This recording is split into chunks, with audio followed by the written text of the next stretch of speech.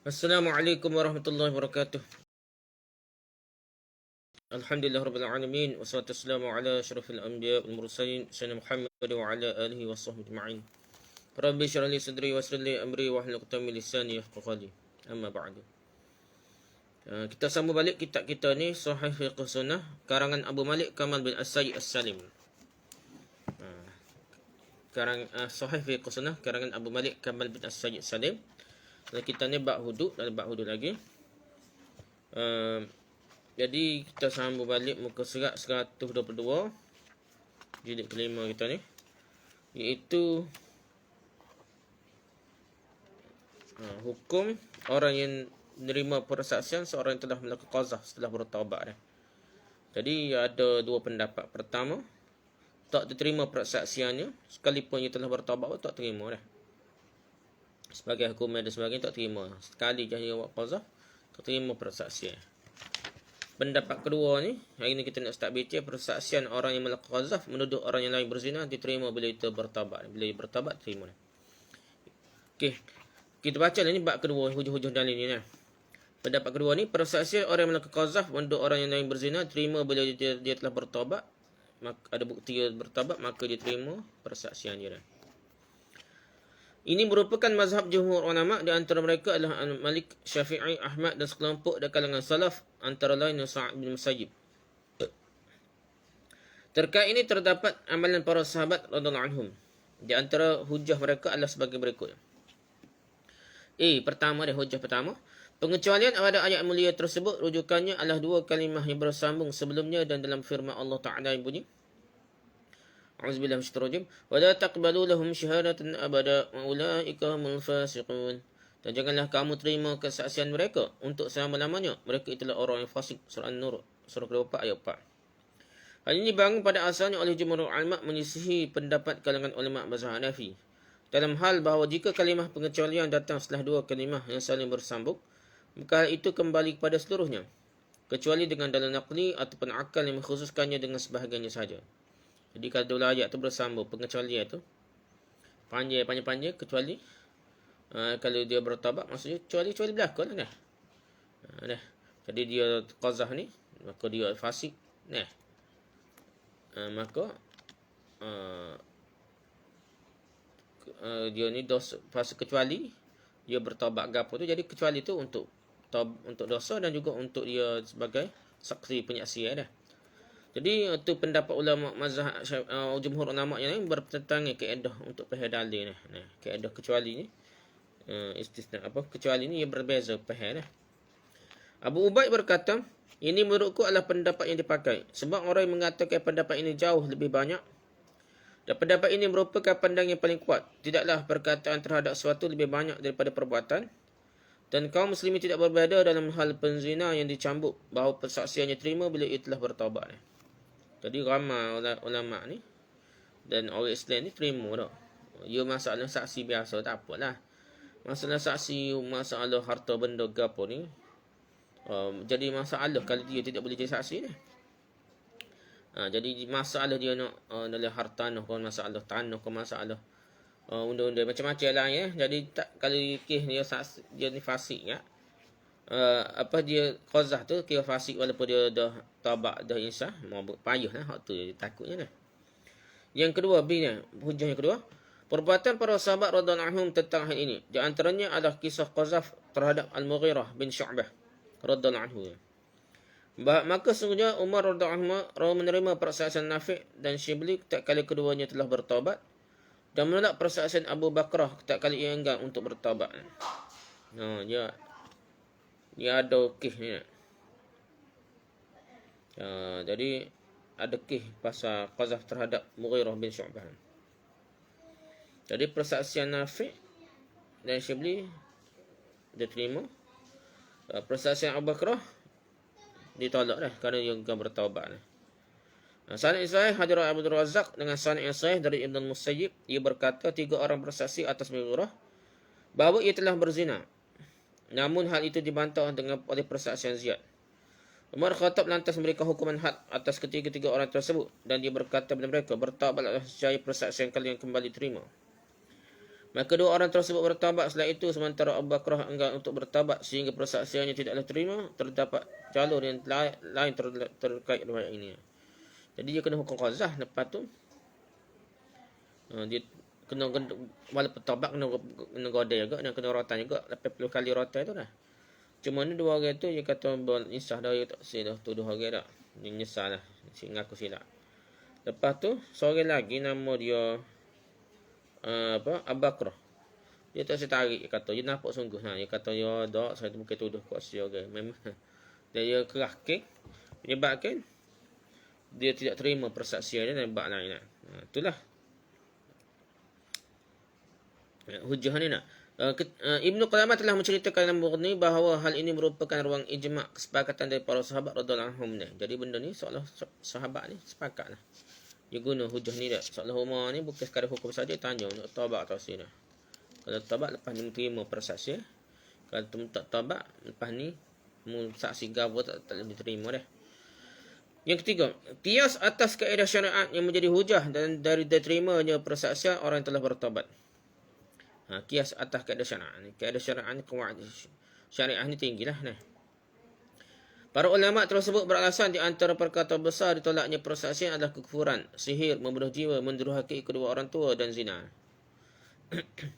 Ni benda-benda yang boleh membawa fasik. Fasik ni tak jadi perkara tak jadi saksi lah. Ada kata seorang bertaubat dari seluruh hal tersebut, nescaya persaksiannya diterima semula berdasarkan kesepakatan para ulama.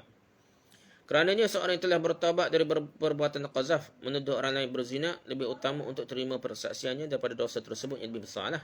Dosa tak ada zina, kufur, sihir, bunuh jiwa, derhaka kedua orang tua. Semua tu dosa yang sangat besar.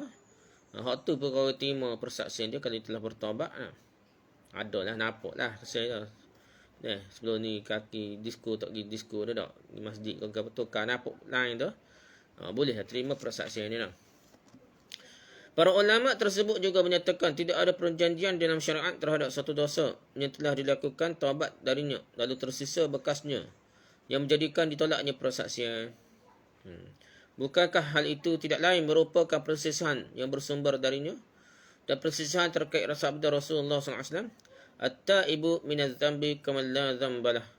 Orang yang bertaubat dari dosa seperti orang tidak memiliki dosa sama sekali. Hadis Hasan terakhirnya telah disebutkan sebelumnya. Para ulama yang berpendapat tersebut menyatakan bahawa menolak persaksian dan terang qazaf tidak lain kerana alasan kefasikan dan hal itu telah hilang dengan taubatnya. Demikian itu merupakan sebab penolakan. Maka wajib dihilangkan apa yang menjadi konsekuensi hak atas hal itu, iaitu penolakan. Para ulama terdahulu telah mengatakan alasan tidak lain adalah menyempurnakan had dengan sebab qazaf, bukan kerana kefasikan. Sebagaimana telah berlalu, ini merupakan kias yang tidak benar. Jadi dia fasik tu kerana dia tuduh orang lain zina dah. Qazaf dah. Jadi kalau taubat kan habislah fasik dia dah. Tu ulama pendapat kedua ni kata apabila telah bertaubat boleh diterima persaksiannya dalam bab lain lepas ni lah. Okey, lepas tu yang keempat dah. Had dapat menghindarkan dari hukuman akhirat dan menjadi penyuci bagi pelakunya. Jadi kena hukum hudud ni sama ada zina ke, qazaf ke, tangan curi ke sebagainya, hukum hudud ni akan menyebabkan terhapus dosanya di akhirat esok-esoknya. Jadi esok pun terhapus, dunia lagi dah terhapus, saya kata. Bagaimana mungkin terima persaksian seorang sementara ia enggan menyucikan dirinya dengan taubat? Ia menolak sesuatu yang paling menyucikannya. Kerana dengan hak dan taubat terkadang dapat menyucikan dengan sempurna. Jadi hak tu satu kali apa dosa dah. Taubat lagi lah, cuci lagi dah. Jadi dia dua kali cuci, sepatutnya boleh jadi saksi lah pendapatnya. Okey, pendapat yang kuat, secara zahirnya dari pembahasan yang telah berlalu dapat kita tahui bahawa faktor pembeza dalam masalah ini adalah rujukan dari pengecualian yang ada dalam ayat. Jadi masalah khilaf ni kerana nak faham ayat tu dah. Kecuali tu kecuali sekat mana dah. Dalam ayat telah lalu disebutkan pengecualian 3 kalimah yang saling terpaut, yang saling berkaitan lah. Iaitu firman Allah Ta'ala, fajliduhum samanina jaldah, maka deralah mereka, rotanlah mereka dalam 80 kali dah. Surah An-Nur surah 4 ayat 4, firman Allah Ta'ala, wala taqbalu lahum syahadatan abada, dan janganlah kamu terima kesaksian mereka untuk selama-lamanya. Lepas tu wa ulaika humul fasiqun, mereka itulah orang fasik. Tiga perkara ni. Asal lagi dah. Illa allazina tabu min ba'di dzalika wa aslahu. Ni ayat lepas tu dah. Ni ayat kelima dah, tak ada ayat keempat. Tiga perkara tu ada ayat keempat. Ayat kelima ni illa allazina tabu min ba'di dzalika wa aslahu, kecuali mereka yang bertaubat setelah itu dan perbaiki dirinya. Ayat kelima ni dia adakah dia terkait dengan ayat keempat gitulah dah. Para ulama telah sepakat bahawa pengecualian tidak berlaku pada hukuman cambuk dalam kalimah yang pertama dah. Lepas tu dalam kalimah, maka taubat tidak menggugurkan hak rotan dari seorang yang telah melakukan qazaf menurut ijma' para ulama. Lepas tu ayat ni, apabila hal itu telah sampai kepada hakim, maka tidak boleh tarik balik dah. Apabila kena igak ke apa, tak boleh tarik balik, maka dia kena hukum, walaupun dia kata taubat, ia tetap digunakan hukum qazah 80 kali rotan. Itu sepakatlah ijma'. Demikian pula para ulama sepakat bahawa pengecualian tersebut berlaku pada kefasikan pelaku qazaf pada kalimah yang ketiga, maka taubat menghilangkan sifat fasik dari dirinya. Ayat hujung-hujung ayat keempat ni, wa ulaikumul fasiqun. Jadi hal ni kalau taubat, ulama juga sepakat bahawa apa dah dosa apa? Dosa fasik dia dah. Hal yang tersisa kini adalah perselisihan terkait keberlakuan pengecualian dalam hal persaksian. Syahadah tu dah. Adakah syahadah ni juga dihapuskan dosa, bukan sekadar dosa dah, persaksian dia dihapuskan dah. Telah diketahui perselisihan terjadi antara jumhur ulama dan kalangan ulama mazhab Hanafi terkait rujukan istisna, illa adalah kecuali dah, kepada kalimah yang saling bersambung. Adapun yang nampak bagiku, yang ni Abu Malik ni, adalah apa yang dijelaskan oleh sekelompok kalangan ulama ilmu usul fiqh. Dah. Dia kadang-kadang ni bukan pahal dalil berdasarkan Al-Quran hadis saja dah. Dia kena guna kaedah. Kaedah fiqh ni, qawaid fiqhiyah ni, nak faham dalil Al-Quran hadis ni. Di antara mereka adalah Al-Qurtubi, Ibn Hajib dari kalangan Maliki, Al-Ghazali dari kalangan Syafi'i, Al-Amidi dari kalangan ulama mazhab Hanbali, Syekh Asy-Syinkiti juga menjelaskannya dalam Al-Adwa ni. Apa ni tafsir dia dah. Dan Syekh Bakar Abu Zaid juga begitu. Jadi ni ulama-ulama yang pakar dalam usul fiqh lah, ada qawaid fiqh. Jadi dia katanya bahawa hukum terkait istisna, pengecualian yang datang setelah kalimah yang saling bersama adalah tidak ada, sehingga tidak menghukuminya rujuk kepada keseluruhan hukum yang ada, tidak pula kepada yang terakhir, kecuali dengan dalil menunjukkan kepada hal tersebut.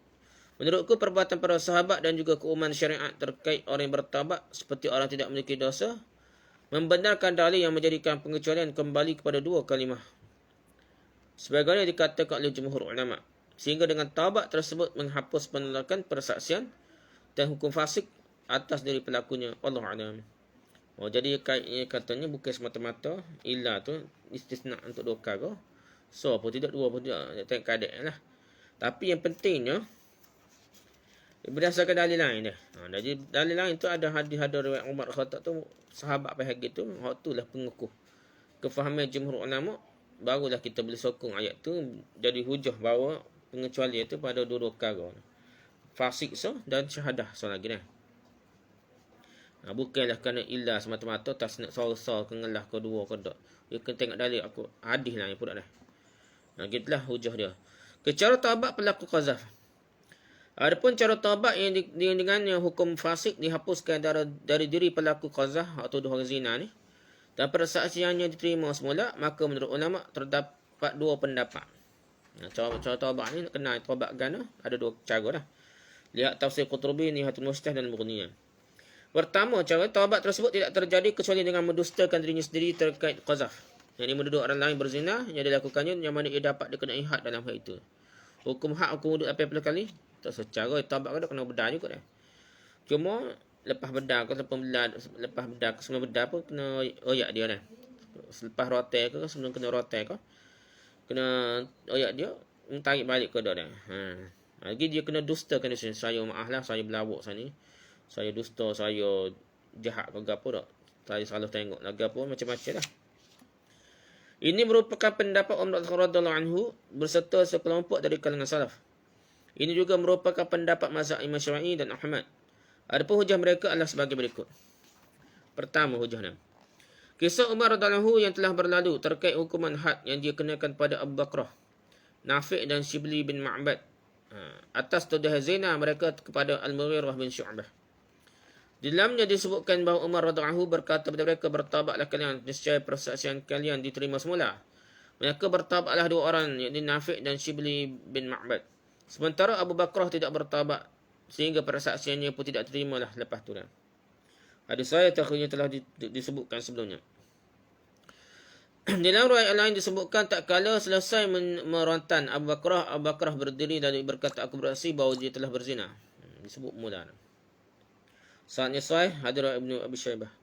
Aku Abu Malik katakan hal itu menunjukkan bahawa yang dimaksudkan dengan permintaan taubat mereka iaitu dengan mendustakan diri mereka sendiri terkait tuduhan mereka. Yang kedua, mendustakan diri sendiri terhadap perbuatan dosa yang ia lakukan dan melindungi kehormatan kaum muslim yang menjaga dirinya dari perbuatan zina. Cara kedua ni, pertama dia kena dusta dululah. Dia berlawak, salah dulu dah. Lepas tu dusta diri dia sendiri lah. Lepas tu dia kena jaga orang lain pula, jangan dia lepas tu tuduh orang lain pula zina dah. Dengan demikian tidak tercapai taubat dari pelaku qazaf kecuali dengan mendustakan dirinya sendiri agar dinafikan aib dari orang yang tuduhnya. Inilah maksud dari taubat. Jadi dia salah, dia macam bela semula orang yang tuduh ni. Ni ni dia hujah yang kedua. Pendapat pertama yang kata kena dusta diri sendiri dah.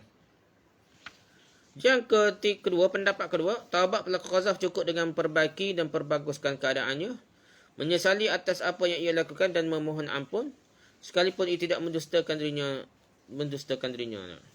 Ini merupakan pendapat sekelompok tabi'in, juga dipilih oleh Ibn Jarir At-Tabari, dan ini merupakan mazhab Imam Malik. Dia tidak mengaku depan mahkamah, kalau depan pemerintah kata tarik balik dak. Dah. Dia hanya lepas tu nampak juru dak. Nampak juru tetap kecek kursi dak. Jadi baru kira taubat. Gitulah pendapat kedua ni. Pendapat yang kuat. Pendapat yang pertama lebih kuat ditinjau dari asar riwayat, dan kerana sebatas istighfar tidak memberikan kemaslahatan pada orang yang tuduhnya. Jadi kalau dia sekadar taubat dia seorang, tapi dia tidak royak teristihar bahawa dia salah dah. Dia tidak membersihkan orang itu dia tuduh dah. Juga tidak tercapai keberlepasan diri dari kehormatannya terhadap apa yang dituduhkan kepadanya, sehingga dengannya tidak tercapai tujuan taubat dari dosa tersebut. Kerana di dalamnya terdapat dua hak, iaitu hak Allah dan hak seorang hamba. Bukan hak Allah saja, bukan taubat je seorang dah. Hal itu tidak tunaikan melainkan seorang yang melakukan qazaf menuduh orang berzina itu mendustakan dirinya sendiri, sehingga bersihlah orang yang tertuduh tu daripada tuduhan zina dah. Okey, sebuah permasalahan. Rujuk Madarijus Salikin karya Ibn Qayyim, Al-Hudud wa Ta'zirat inda Ibn Qayyim karya Syekh Bakar Abu Zaid. Terkait hal yang disebutkan tadi, barangkali ada orang yang berkata bahawa cukuplah pengakuan terhadap dosa dan istighfar, yakni apabila seorang yang jujur telah melihat zina lalu ia mengabarkannya. Bagaimana dibolehkan baginya mendustakan dirinya sendiri dan tuduhannya serta hal itu menjadi kesempurnaan taubatnya? Kadang dia nampak sungguh dah, tapi tak cukup saksi kan, lebih kena 4 orang lebih dah. Lepas tu dia berlawak diri dia kata dah saya salah tengok dah, padahal dia tengok sungguh dah ni. Belah mana? Macam mana cara nak selesai ni? Jawabnya bahawa yang dimaksud dari dusta adalah dua perkara. Pertama, khabar. Dia tidak sesuai dengan orang yang mengkhabarkannya. Kedua, khabar yang tidak boleh dikhabarkan sekalipun sesuai dengan yang diberitakan oleh orang yang membawa khabar tersebut.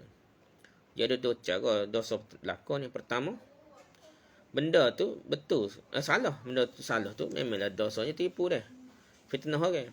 Yang kedua, benda tu betul, tapi benda betul pun dia ada hak maruah orang dah.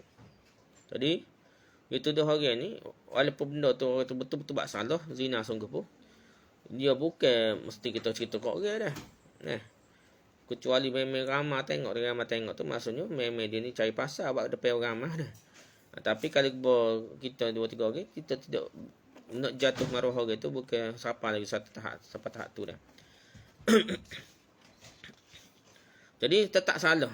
Kalau tak cukup saksi ataupun benda tu tidak diberlakukan terlalu terbuka dah. Dia buat senyap-senyap lagi dah. Termasuk dari perkara yang kedua adalah khabar seorang yang melakukan qazaf menuduh orang lain berzina yang mana hanya dia sendiri yang melihat zina tersebut, lalu ia mengkhabarkannya, maka sungguhnya ia pendusta menurut hukum Allah. Hukum Allah pun ia kata pendusta, walaupun ia tengok sungguh dengan mata kepala dia. Sekalipun khabar itu benar sesuai yang ia sampaikan. Oleh kerana itu Allah Ta'ala berfirman, فَإِذْ لَمْ يَأْتُوا بِالشُّهَدَاءِ فَأُولَٰئِكَ عِنْدَ اللَّهِ هُمُ الْكَاذِبُونَ. Oleh kerana mereka tidak membawa saksi-saksi, bukan seorang saksi dengan ramai-ramai, maka mereka itu dalam pandangan Allah adalah orang yang berdosa. Walaupun dia betul, tapi dia kira berlawak. Surah An-Nur, surah 24, ayat 13. Kerana apa? Kerana matlamat agama ni bukan nak kebek, nak menyebarkan benda-benda buruk orang ramai ni, orang siapa-siapa pun dah. Setiap orang tu ada salah. Walaupun tahap zina, mungkin bertabat lepas tu tak. Bukan kita nak hukum rejam, nak hukum bunuh orang, hukum rotan. Bukan matlamat syariat Islam, bukan matlamat Allah. Begitu dah. Atas dasar ini, maka hukum Allah terkait hal semisal ini, iaitu bahawa dihukum dengan hukuman seorang yang mengada-gada dan berdusta. Sekalipun khabar tersebut sesuai dengan yang disampaikannya, benda betul riwayat ni tak. Dia nampak sungguh dengan mata kepala dia. Sehingga hal itu mengharuskannya untuk mengakui bahawa ia telah berdusta di sisi Allah. Bukan berdusta diri dia tu di segi nampak tu dah. Bukan hak tu. Hak nombor satu, hak nombor penting lagi, dia ni dusta kerana dia ni buat salah. Walaupun dia nampak seorang dia je. Maksudnya maksiat tu bukan terbuka. Tiba-tiba dia duduk gegar juga dah. Mengharuskan untuk mengakui bahawa ia telah berdusta di sisi Allah, sebagaimana Allah Ta'ala mengkhabarkan tentangnya. Jadi Allah telah khabar dari Quran, bukan memang Allah khabar mung dusta. Walaupun betul di segi ayat tu, sebab mung di segi mung ni telajak nak jatuh, okey. Sehingga tak cukup saksi ramai-ramai pun meroyak lorak jadi saksi nak menjatuhkan maruah orang ni lah. Apabila ia tidak mengakui bahawa dirinya adalah pendusta sementara Allah telah menjadikan pendusta, Allah istihar dia pendusta ni, maka taubat yang mana lagi baginya? Taubat apa lagi dah? Tidaklah sikap ini melainkan semata-mata kembali melakukan dosa lagi. Dan terang-terangan dalam sisi hukum Allah telah menghukuminya. Allah telah hukumnya. Walaupun betul sorry, tapi dia ni nak jatuh maruah orang lain. Dia sebenarnya orang itu buat senyap-senyap dosa nak. Ternampak kita duk gegak-gegak. Yang ketiga, memvonis, menghukum pelaku qazaf dengan sifat fasik. Tidak ada perselisihan pendapat terkait hal ini berdasarkan dalil dari ayat berikut. Wa ulaika humul fasiqun. Mereka itulah orang-orang yang fasik. Surah An-Nur surah 24 ayat 4. Telah diketahui bersama bahawa hukum fasik telah terhapus dengan taubat seorang itu secara ijma'. Berdasarkan firman Allah Ta'ala, illal ladzina tabu min ba'di dzalika wa aslahu. Kecuali mereka yang bertaubat setelah itu dan memperbaiki dirinya. Surah An-Nur surah 4 ayat 5. Jadi lepas ayat ke-4 cerita pasal hukum qazaf, lepas tu ayat kelima ada lalu dah, illal ladzina tabu min ba'di dzalika wa aslahu. Kecuali mereka bertaubat setelah itu dan memperbaiki dirinya. Taubat itu terwujud berdasarkan sifat yang telah dijelaskan sebelumnya. Wallahu a'lam. Apabila seorang menuduh orang lain melakukan liwat atau menggauli binatang, al-mughni, al-munjim, al-muhalla. Barang siapa yang menuduh seorang telah melakukan perbuatan kaum Lut, baik dia pelaku maupun sebagai objeknya, maka para ulama berbeza pendapat terkait kewajipan menerapkan hukum had atasnya. Hal ini mengikuti perselisihan mereka sebelumnya terkait kewajipan menerapkan hukum had atas pelaku sodominya.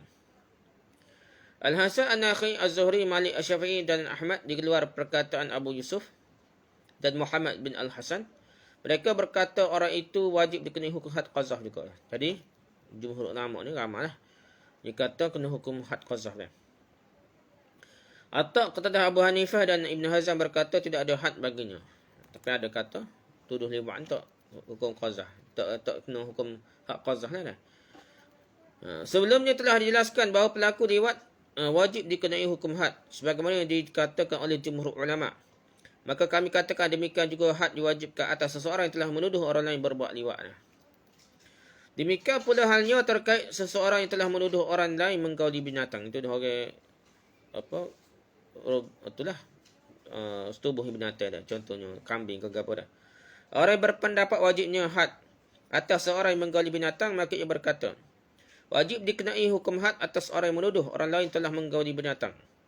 Adapun orang yang mengatakan tidak ada had atasnya, mereka adalah jumhur ulama berkata demikian pula tidak ada had atas orang yang menuduh orang lain telah menggauli binatang. Akan tetapi pelakunya dikenai hukum ta'zir kerana perkataannya sesuai dengan kemaslahatan baginya yang dipandang oleh pemangku jabatan di negara Islam, sebab perkataannya mengandungi gangguan dan penistaan yang dilimpahkan pada orang yang tuduhnya. Jadi macam Syekh ni seolah-olah tuduh binatang tu tak serupa dengan tuduh liwat. Jadi tak sampai hukum qazaf, tapi tetap juga kena hukum ta'zir lah, tetap kena hukum ta'zir dah. Wallahu a'lam lah. Okay, apabila seorang melakukan qazaf terhadap sekelompok orang dengan satu kata atau beberapa kata lah. Tuduh dengan satu kata atau beberapa kata. Pada siapa yang menuduh sekelompok orang telah melakukan zina, maka ulama memiliki 3 pendapat terkait hal ini, iaitu sebagai berikut. Rujuk Al-Mughni lah. Pertama, pelakunya dikenai sekali had, sebagaimana ia menuduh satu orang. Pendapat ini diutarakan oleh Tawus, Asy-Sya'bi, Az-Zuhri, An-Nakhai dan Qatadah, Ats-Tsauri, dan ini merupakan mazhab Abu Hanifah berserta kedua sahabatnya. Juga Malik dan Asy-Syafi'i dalam salah satu dari 2 pendapatnya serta Ishaq, mereka berhujah dengan hal berikut. Jadi pendapat pertama ni dia tuduh haram dah, bukan tuduh sorang dah. Ataupun dia tuduh haram. Jadi kena hukum qazaf. Dia kata ni set geng ni zina mereka dah. Itu tuduh haram dah. Jadi you kena buktikan kalau 80 hukum darab 10 orang, itu dia 10 orang ni zina. Tidak dia kata 80 darab 10, dia 800 dah. Mungkin gitu dah. Dikira sekali hak saja dia. Dia kena igak. Tuduh ramai orang pok ni berzina, kena hukum qazaf. 40 kali kotak dia. Hujah mereka ulama ramai-ramai ni ikat dengan berikutlah hujah-hujah mereka dah. Hilal satulah pertamanya, Hilal bin Umayyah menuduh isterinya berzina dengan Syarih bin Sahma. Perkara tersebut diadukan pada Nabi sallallahu alaihi wasallam. Maka Nabi sallallahu alaihi wasallam merintahkan keduanya untuk mengucapkan sumpah li'an, iaitu sumpah laknat, dan beliau tidak menjatuhi hukuman had pada Syarih.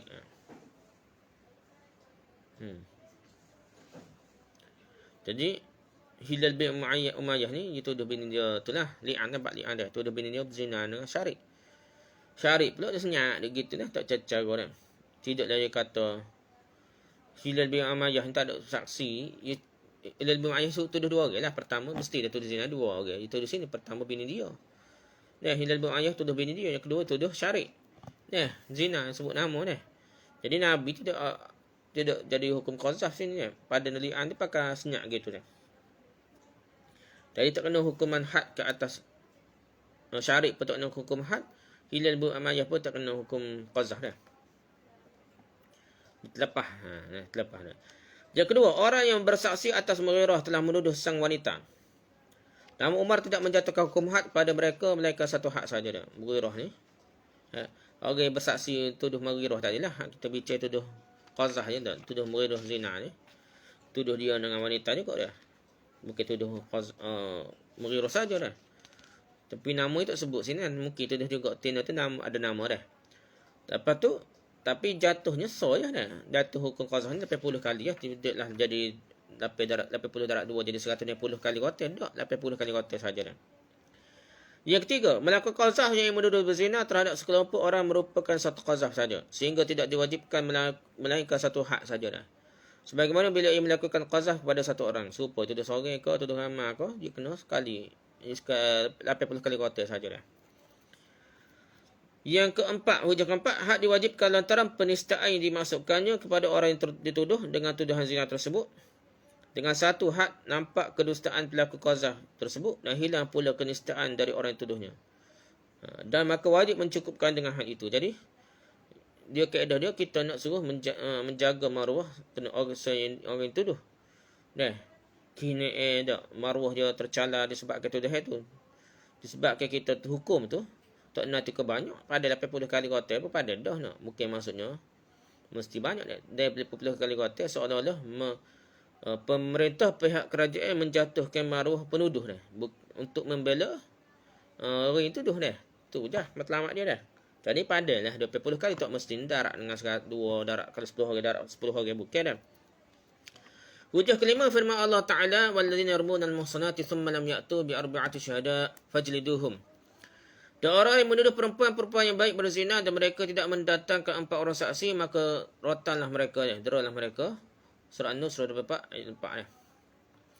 Dalam ayat ini tidak ada perbezaan antara menuduh satu orang maupun sekelompok orangnya.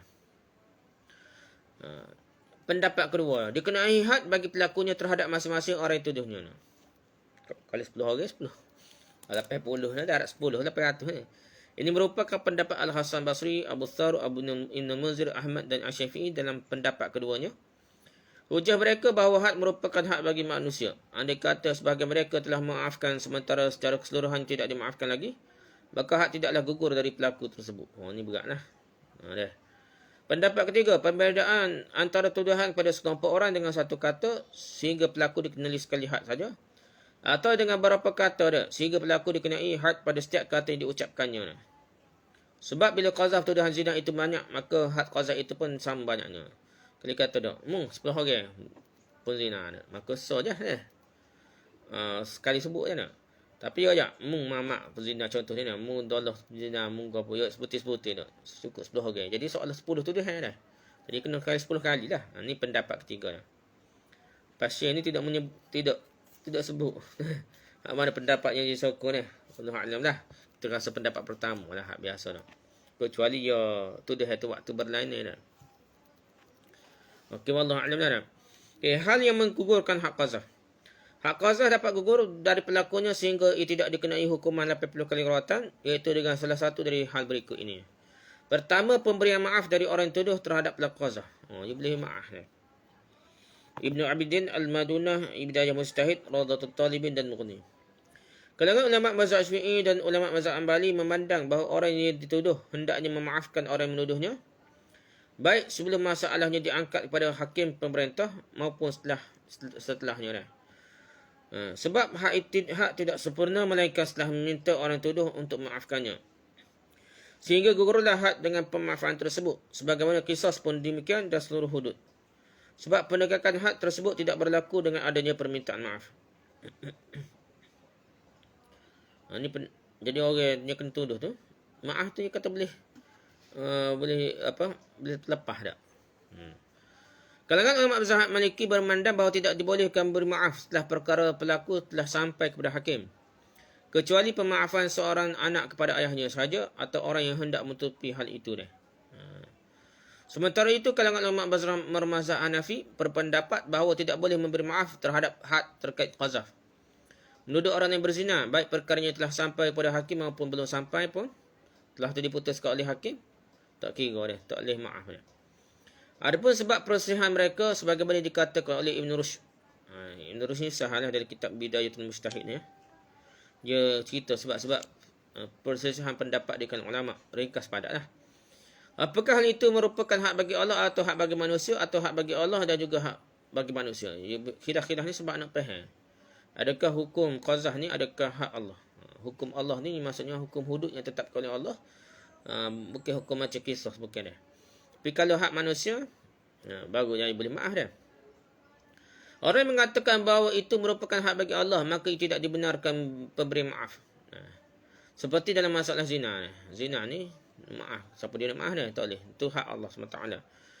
Orang yang mengatakan bahawa itu merupakan hak bagi manusia, maka ia membolehkan beri maaf ni. Dari mereka, jika orang yang tuduh berzina membenarkan tuduhan yang dilontar kepadanya, maka gugur hak dari penuduhan. Adapun orang yang mengatakan bahawa hal itu merupakan hak bagi Allah dan juga bagi manusia, sementara hak pemimpin lebih diutamakan, apabila perkara sampai kepadanya, maka orang yang berpendapat demikian mengatakan dengan membedakan antara perkaranya telah sampai kepada pemimpin atau belumnya. Dia kata dia sampai kepada pemerintah, tak ada dah, tak ada boleh tarik dah. Kalau ini maaf-maaf ni sebelum jatuh hukum, sebelum sampai kepada pemerintah dah, ataupun sebelum diputuskan oleh pemerintah. Okay, pendapat yang kuat, aku Abu Malik katakan boleh jadi pendapat terakhir ini dikuatkan dengan hadis riwayat Amr bin Shu'aib dari ayahnya, dari datuknya secara marfu'. Ta'aful hudud fima bainakum fama balaghani min haddin faqad wajaba. Saling memberi maaflah kalian terkait masalah hudud di antara kalian, kerana perkara had hudud yang telah sampai kepadaku, maka sesungguhnya hal itu telah menjadi wajib untuk ditegakkan hadnya. Hadis hasan dengan penguat-penguatnya telah berlalu pembahasannya. Jadi, kalau sampai pada pemerintah, tak boleh nak tarik dah. Dia putus dah. Jadi maaf-maaf ni sebelum sampai pada pemerintah, sebelum bawa mahkamah, kita kata dah. Begitu juga dengan qiyas atau riwayat terkait penyelenggaraan penegakan had dalam hadis Safwan bin Umayyah. Terkait kisah orang yang diteliti dicuri selendangnya, lalu ia menginginkan agar pencurinya tidak dikenai hukum potong tangan. Bagi dia tidak bersamaan lah bagi dia. Tiba-tiba kena igak pencuri itu, nak potong tangan. Tapi dia kata nak potong tangan bos tahun ni. Tapi Nabi kata boleh lah. Pemerintah tak boleh tarik dah. Maka Nabi SAW bersabda, "Fahalla kana hadha qabla an ya'tiyani bih." Mengapa yang demikian itu tidak engkau lakukan sebelum engkau membawanya kepadaku? Ibnu Abidin Ad-Dasuqi Radatul Talibin dan Kasyaful Qina'. Allah A'lam. Jadi kalau benda tu sebelum bawa pemerintah, maaf dulu kau batal repot kau dah. Sebelum diputuskan mahkamah tak apa. Dia putus kena kerak dah ni. Tak boleh nak tarik balik dah tak. Dia gelek lah. Punuh jana benda-benda dah. Yang kedua li'an dia. Bila seorang lelaki menuduh isterinya berzina atau ia menafikan kehamilan atau anaknya darinya, sementara bukti tidak boleh tegakkan atas apa yang dituduhkan pada isterinya, maka had gugur darinya bila ia telah melakukan ni'an. Saling sumpah laknat dengan isterinya sebagaimana telah berlalu penjelasannya dalam pembahasan tentang ni'an. Jadi kita berhadap sebelum ni, kalau nak hukum qazah ni terlepas daripada suami yang tuduh isterinya berzina dengan sebab dia telah sumpah laknat lah 5 kali semua sekali dah. Jadi 5 kali suami, 5 kali perempuan, maka terlepaslah hukum qazaf bagi suami lah. Hukum. Okey, yang ketiga, bukti kesaksian. Apabila telah ditetapkan terjadinya perzinaan yang dilakukan oleh orang yang tertuduh, dengan adanya persaksian atau pengakuannya, maka orang yang tertuduh tersebut dikenai hukum had. Sementara orang yang menuduh terbebaslah dari hukum had. Jadi tuduh. Kalau tuduh sikit, ada 2 orang, 3 orang tuduh. Tiba-tiba tu itu mengaku dia, tak kenalah hukum qazah dia. Walaupun tuduh saksi kau apa, kalau mengaku. Kalau tak mengaku, baru kena hukum qazah dah. Kalau cukup 4 orang saksi, tak kena hukum qazah, gitulah dah. Ini berdasarkan firman Allah Ta'ala, "Walladzina yarmuna al-muhsanati thumma lam ya'tu bi arba'ati syuhada fajliduhum 8 jaldah."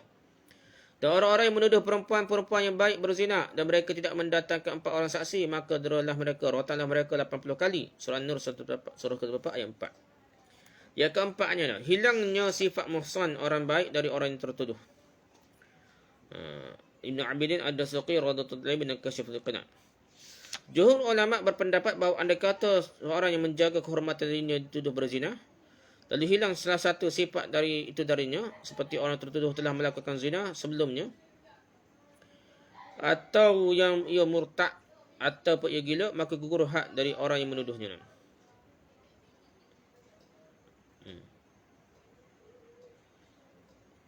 Akan tetapi kalau ulama mazhab Syafi'i mengatakan bahawa tidak gugur had kecuali kerana murtad, kecuali perbuatan zina dan semisalnya.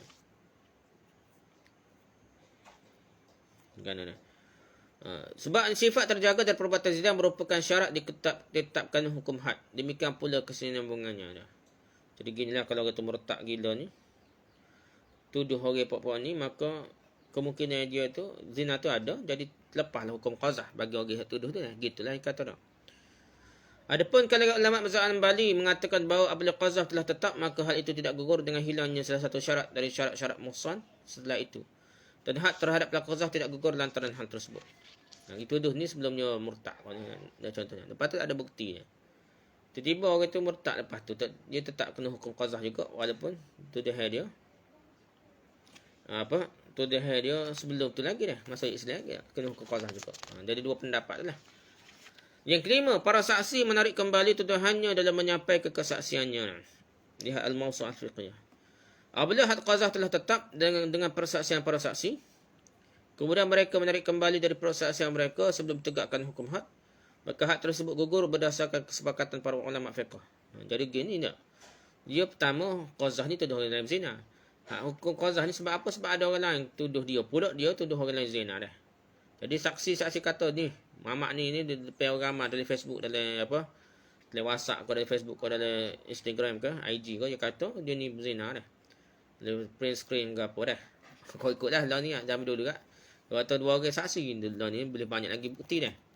Jadi apabila dia sebut gitu, tiba-tiba dia kata orang tu kata tak saya salah Print screen ni salah tak betul, orang buat lah macam-macam, tarik balik lah tuduhan tersebut. Jadi sepatutnya kena dalam aplikasi kotak boleh tarik balik ya. Gitulah. Demikian pula apabila seorang saksi sebagai saksi menarik persaksiannya sehingga tidak tersisa dari mereka apa yang dapat menetapkan hukum had dengan persaksian, sebab penarikan kesaksian yang dilakukan oleh mereka merupakan syubhat. Sementara hudud ditolak lantaran adanya syubhat. Ada benda-benda ragu-ragu yang boleh tarik balik dah. Dia macam-macam law ni kadang-kadang video tu boleh ragu-ragu lagi dah. Video gapa-gapa pun ragu-ragu dia. Begitu juga video orang tuduh orang ni zina apa boleh ada diragu lagi dia. Mungkin ada potong-memotong, ada edit lah. Kalau timbul masalah gitu, kalau dibuktikan bahawa ada keraguan syubhat, boleh tarik balik dia. Tambah-tambah lagi lah saksi yang kata bukti-bukti dia bawa bukti tu dia tarik balik. Dia kata tak betul bukti tersebut. Hujah tersebut, saksi tersebut tarik balik, maka dia boleh jadi tarik balik lah jatuh hukumnya. Okey, setakat itu sahajalah perbahasan kita tentang hukum qazah. Habislah bab qazah ni. Kita nak masuk lepas ni bab had minum khamar pula. Minum khamar, minum arak dah. Jadi kita bicara dah hukum qazah sampai pada kali kata selesai dah perbahasannya. Wallahu a'lam. Subhanakallahumma wa bihamdika